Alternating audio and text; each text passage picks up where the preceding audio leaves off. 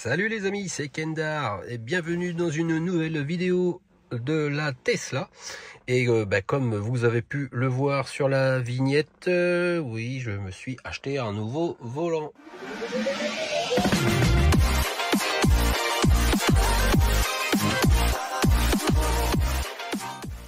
Je vais démonter celui-ci.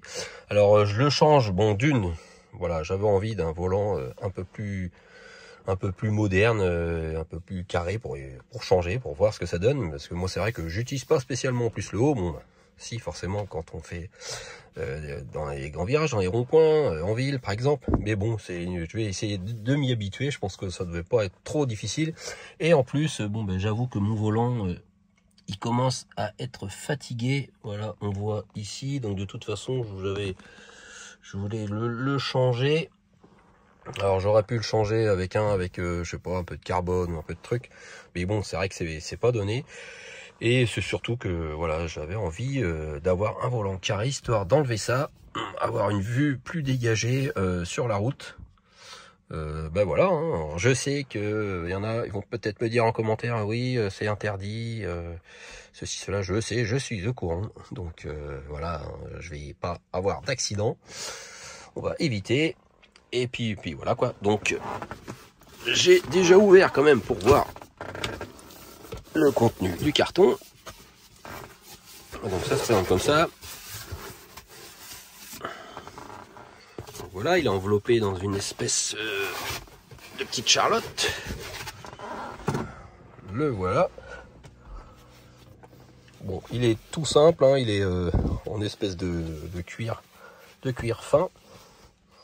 Donc j'aurais pensé qu'il y aurait eu des espèces d'embouts carbone sur les côtés, mais en fait c'est vrai que c'était pas spécialement précisé sur la description. En blanc, quand on le prenait en blanc, il y avait des inserts carbone sur les côtés. Je me suis dit c'est pas précisé en noir, donc ça se trouve ils y sont, mais en fait non, il y en a pas.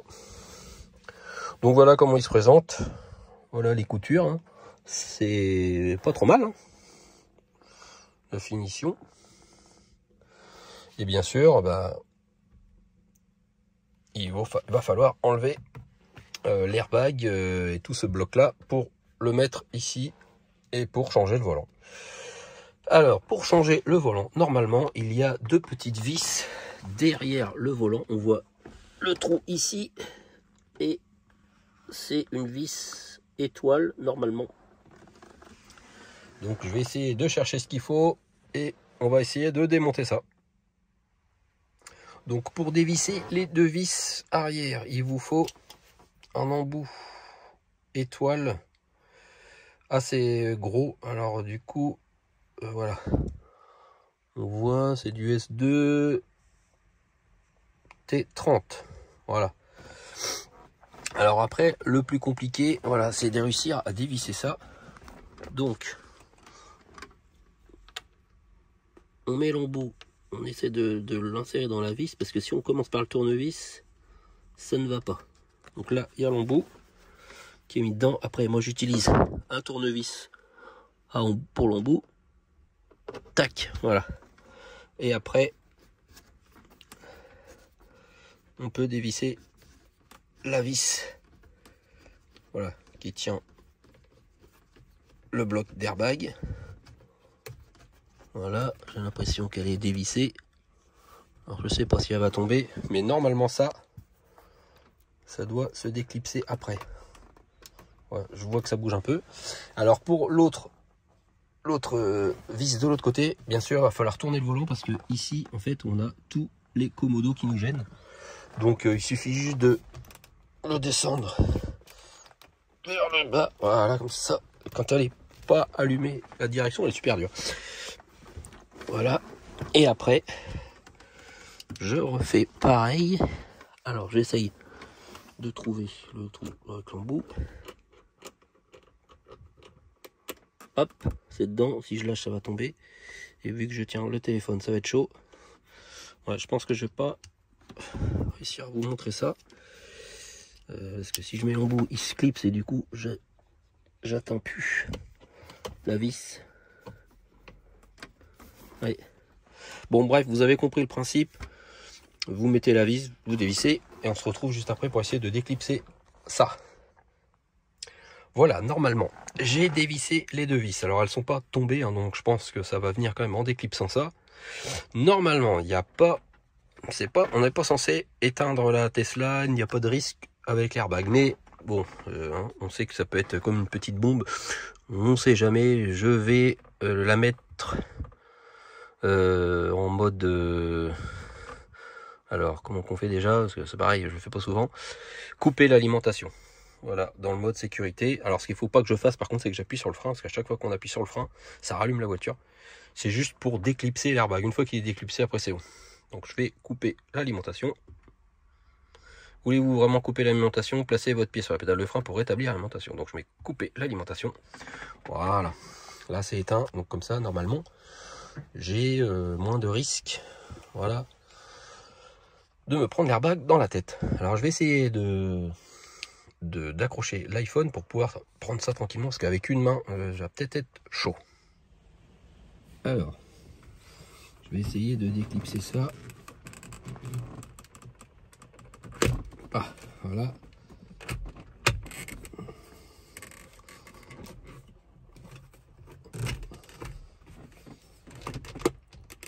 Il y a des clips en haut, il y a 2 clips en bas apparemment, 2 clips en haut. Hop. Oh, bah, c'est assez lourd comme truc. Ok.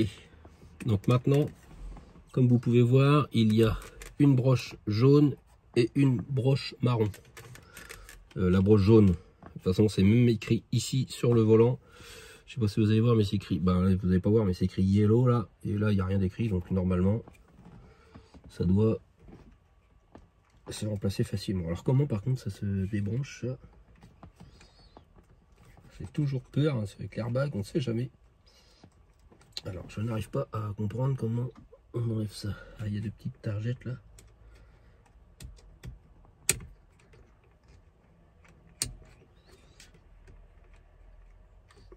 Ça vient pas. Ah, celle-là elle est bienvenue par contre, mais pas l'autre.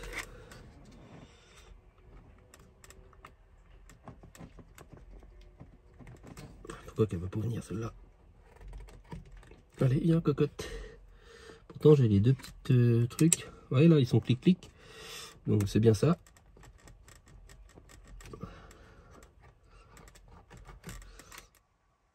Bon voilà, j'ai réussi enfin à déclipser la prise jaune. Ouais, donc j'étais obligé de forcer un peu plus, hein, de faire un peu levier vers le haut, et d'un coup clic, ça s'est déconnecté. Donc bon ben voilà, ça y est, ça, l'airbag est enlevé. On va pouvoir le remettre après sur le volant. Donc maintenant, ce qu'il va falloir faire, c'est démonter le volant. Donc là, ce qui est bien, c'est qu'on a bien les repères du volant pour qu'il soit bien droit, quoi. Donc bon, après, voilà. Et c'est surtout qu'il va falloir essayer que je trouve une clé Allen grosse comme ça. Je sais pas si j'en ai. Alors, je vais essayer de trouver ça. Bon, ça y est, j'ai trouvé ce qu'il fallait. Alors, il faut une clé Allen de 1 cm. Alors, il y a l'inscription que je vous montre. Je l'ai vu tout à l'heure. Là. Donc, c'est du 10 mm. Voilà, donc 1 cm quoi. Donc après, quand on la met dedans, voilà, ça rentre. Alors forcément, voilà, parce que si je veux la mettre comme ça, je peux pas la tourner. Donc je vais la mettre comme ça et je vais utiliser un autre outil pour faire levier. Pas ça, non. Je vais prendre une rallonge de clé à douille. Et comme ça, là, je vais pouvoir faire levier et essayer de dévisser ça. Alors, je vais raccrocher le téléphone. Alors, on va essayer comme ça. Non, c'est pas comme ça déjà, c'est ça. Hop. Donc je suppose qu'il va falloir tenir le volant en même temps.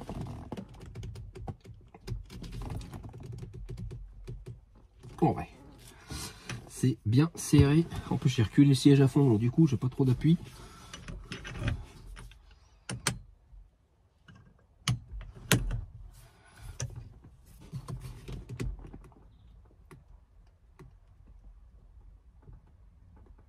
Ah. Bon les amis, après plusieurs essais, avec des barres encore plus longues et tout, impossible de démonter ça. Je sais pas s'ils ont mis de la colle sur le pâtisse.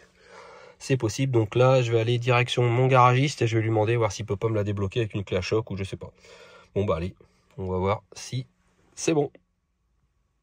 Bon, ça y est, je suis de nouveau de retour chez moi. Et c'est bon, mon volant a été débloqué grâce à mon garagiste avec un coup de clé à choc.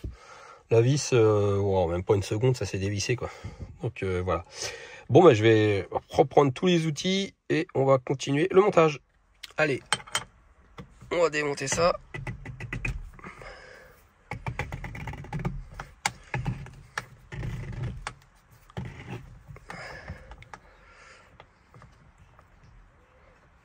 Hop, impeccable.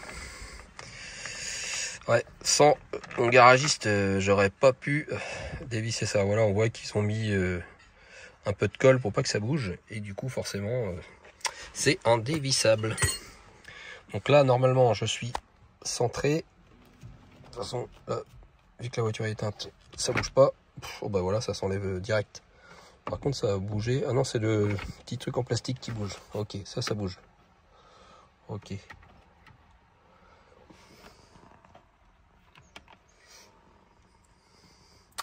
Bon, ben voilà. Le volant.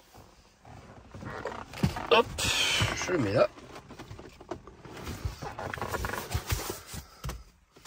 Alors voici le petit volant. J'avais juste mis le cache comme ça en attendant.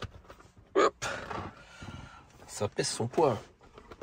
Le petit airbag là. Alors. Voilà. Le nouveau volant. Donc je vais essayer de bien le centrer. Voilà. Alors je bosse. Non, il est pas bien enfoncé.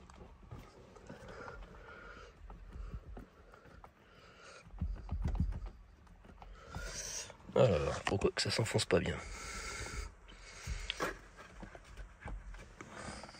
Ah bah si, il est bien enfoncé en fait. Voilà, je croyais qu'il s'enfonçait plus, mais non, ça s'enfonce pas plus. Ok, et après c'est la vis qui fait tout, hein, ok. Bon, allez, hop. On remet la vis.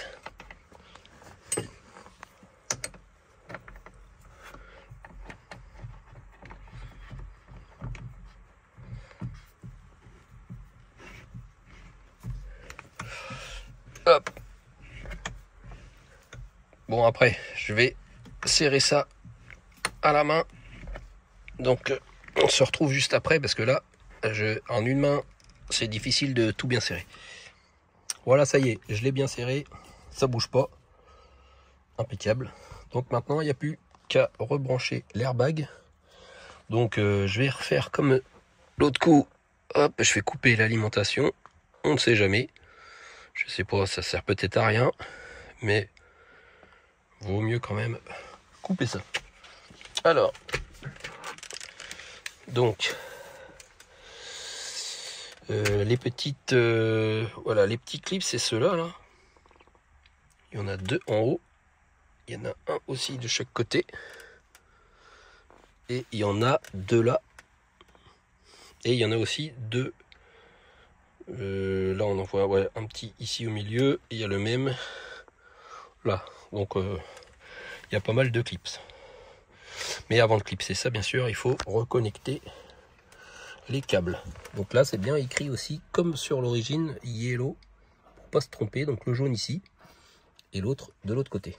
Alors moi, c'est un volant non chauffant d'origine, donc c'est pour ça que j'ai pris la version non chauffante, parce que il existe en version chauffante quand on a l'option, bien sûr, de chauffe. Je vais brancher le téléphone à côté. Alors, je vais rebrancher le jaune d'abord parce que j'ai débranché le jaune à la fin, donc je préfère le rebrancher d'abord. Donc en espérant que ça ne me pète pas à la tronche. Non. Et non. Donc maintenant, il n'y a plus qu'à mettre ça dedans. Ok, je vois les trous pour les clips. Ok.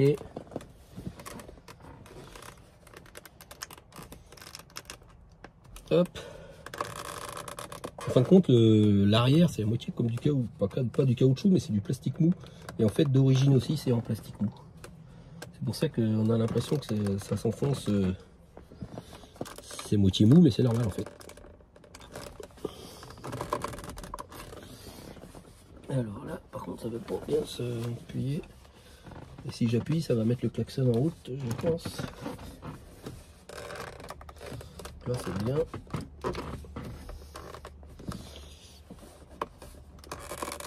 Hop. Hop. Bon, après, ça sera bien fixé avec les vis qu'il y a au dos. Hop, presque. Ah. Ah, voilà.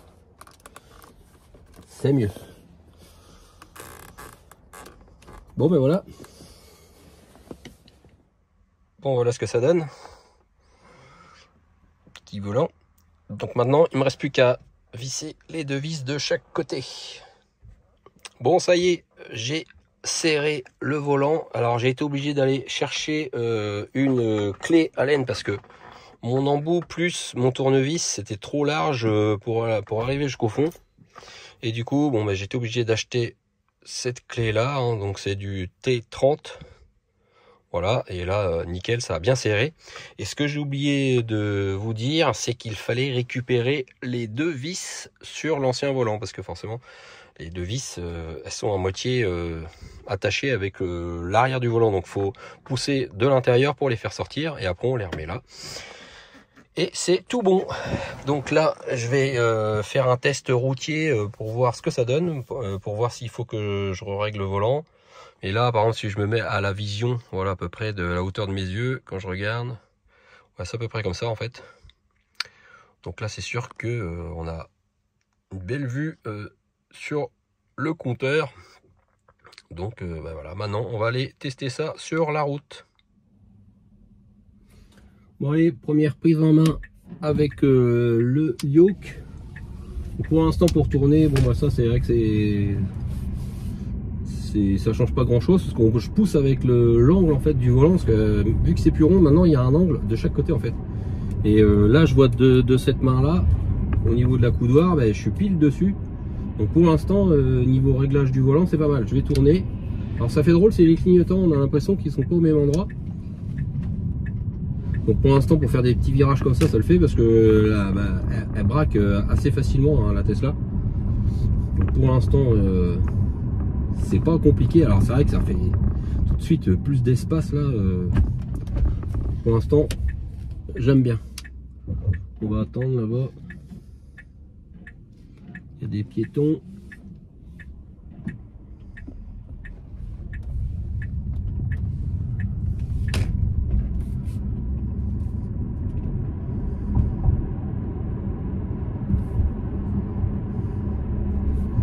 Donc le toucher, bon bah c'est un toucher un peu identique à l'ancien. J'ai l'impression que c'est un peu plus fin et à la limite c'est pas plus mal parce que c'est vrai que d'origine je le trouve assez gros et ça pouvait faire des espèces de crampes et à voir bah, sur de la longue route hein, mais pour l'instant on va surtout tester les manœuvres. Donc je vais essayer d'aller un peu dans le centre-ville pour faire un peu de mouvement. Hop. Donc pour tourner, pour l'instant, je pousse comme ça. Donc là, pour l'instant, ça ne change pas grand-chose en fait de la manière dont je tournais. Peut-être qu'après, avec l'autre, je faisais ça. Donc là, on va voir. Je le fais plus. Je vais me mettre là. Pour l'instant, c'est nickel. Bah, pour l'instant, ouais, j'ai pas, je trouve pas que ça perturbe tant que ça. Alors là, il y a des petites boules aussi, là, c'est pareil, on peut tenir le volant, si on veut, on peut le tenir comme ça.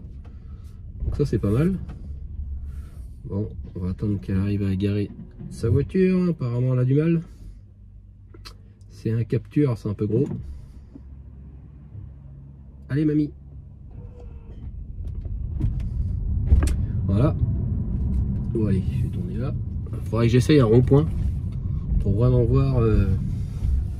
si ça change tant que ça. Allez, je vais tourner là.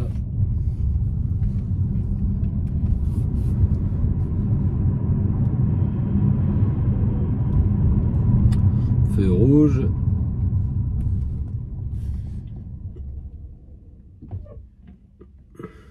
Alors est-ce que les commandes répondent? Ça c'est pour le tour, ça marche. Hop. Donc j'ai bien tout reconnecté.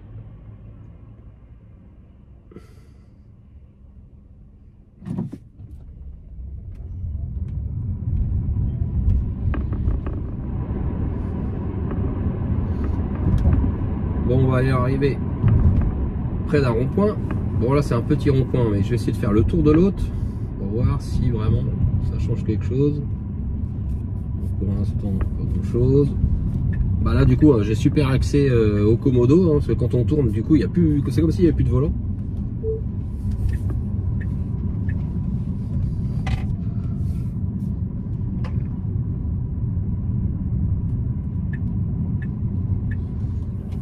Bon bah, ça a l'air d'aller. Hop, on va tourner par là.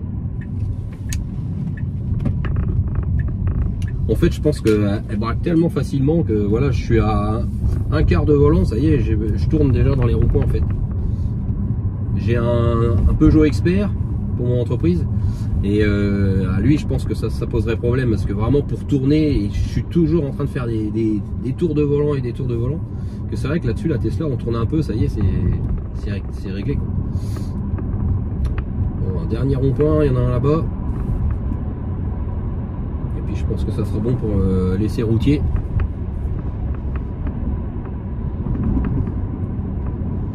Alors peut-être que, vu que c'est une Model S, c'est un volant qui est adapté au design du volant, du coup peut-être que c'est plus large que quand c'est un Yo, que pour les Model 3 ou les Model Y, je sais pas.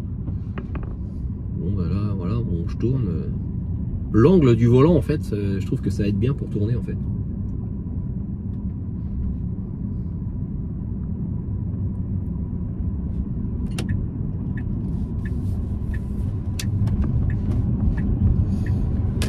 Non, ben, je suis content parce que je pensais que ça serait peut-être plus perturbant que ça, mais en fait, bah non. Du coup, ben, essai routier validé, donc voilà, il n'y a pas spécialement un temps d'adaptation, je trouve. Et puis, ben, c'est vrai que tout de suite, c'est vachement épuré. Moi, j'adore. Donc ça, c'est validé. Bon, ben voilà les amis, volant yoke validé pour ma Model S.